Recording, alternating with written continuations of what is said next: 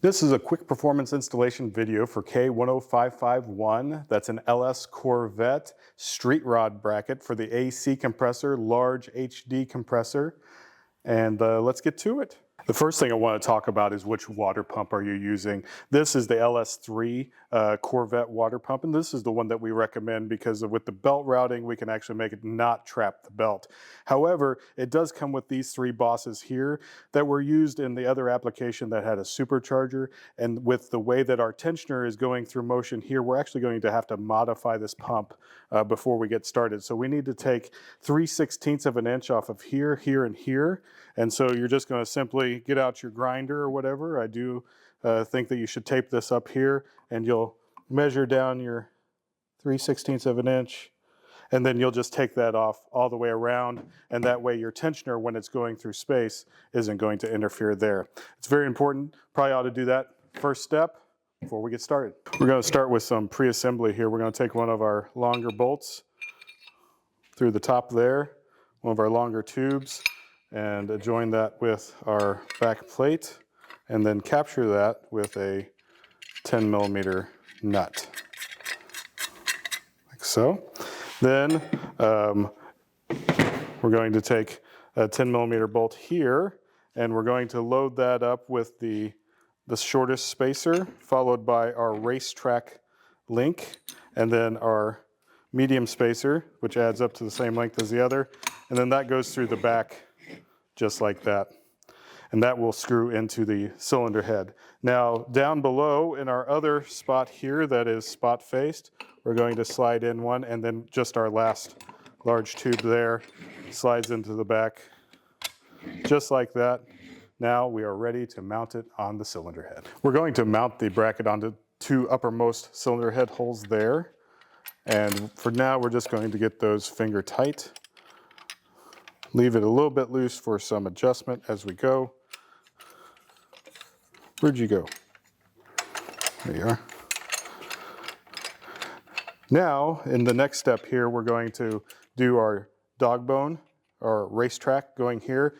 What we're going to need to pay attention to is what water pump we have. This is the LS3 water pump, and so it's going to be a little bit offset from the LS1. The LS1 is a direct bolt up, but we've included just a 3/8 washer for the extra space here for the LS2 and the LS3 water pump. So we'll install that now. So what I do is I just bring this up here, put the washer on the back, slide it back down, and mount it up. Now, this does have a machine face here, so as you mount this tight, make sure that this isn't sitting up on this lip here, but we'll just go ahead and take that down to finger tight, along with these as well. We're ready to mount the compressor, so what I like to do is go ahead and load my 35mm bolts into the hole. That way when I can bring the compressor over just like this and slide it into place, and that way I'm not trying to hold the weight of the compressor while I'm doing this, and then put my 10mm nuts on the back to capture it.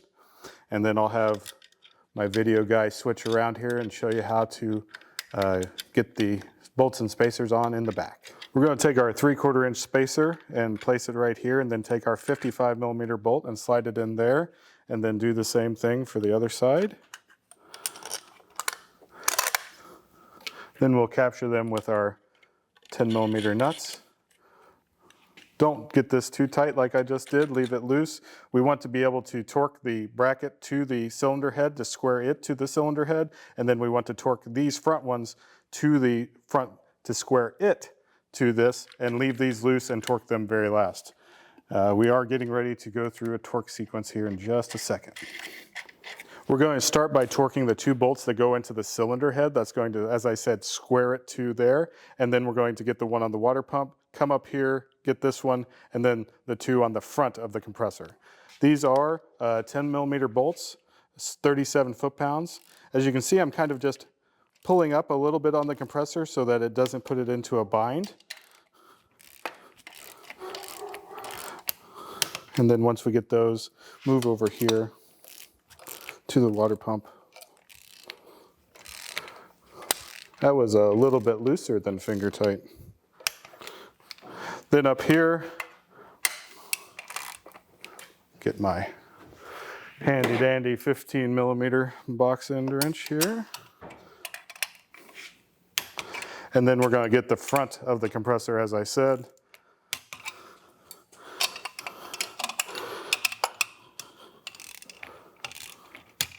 Now, one of the things that I want you to check at this moment here is actually to make sure that these are still loose back here. If they're bound up and tight, that means that this was mounted just a little bit off, and we would want to loosen these up and try again.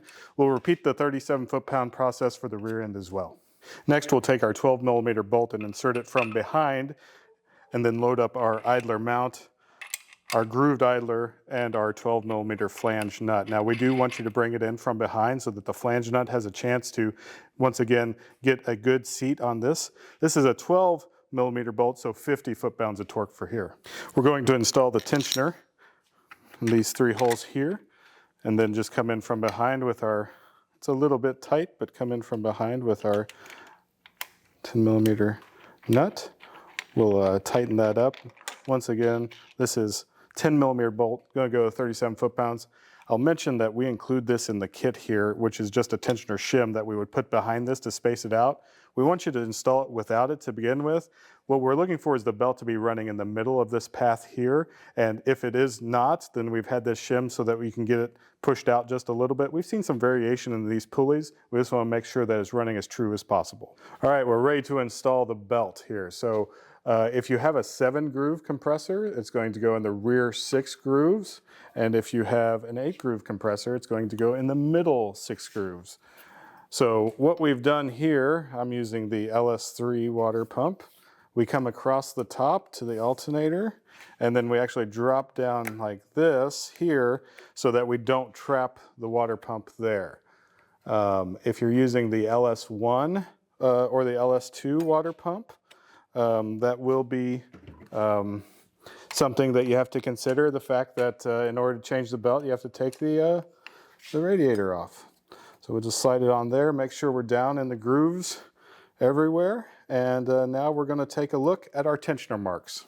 Now, it's a little bit difficult to see on this kit, but there's actually some tensioner marks right here. What we're looking for is this to be a little bit on the tight side so that when this belt sits down into these grooves and over time stretches just a little bit, it's not going to effectively become too loose. And so we want, even though we do a great job of recommending a belt length, there can be some discrepancies in manufacturing. And like I said, the most important thing is that this is more close to the end of its travel as far as being tight. That way you're going to have a good experience as we move forward. I appreciate you taking the time to watch this installation video. If you have any further questions, please reach out to us by phone or email. We want to help. Also, if you have any video or pictures mainly of your install, we'd love to see those, and we'd love to share those with other customers on their website or on our social media. We'll see you out there.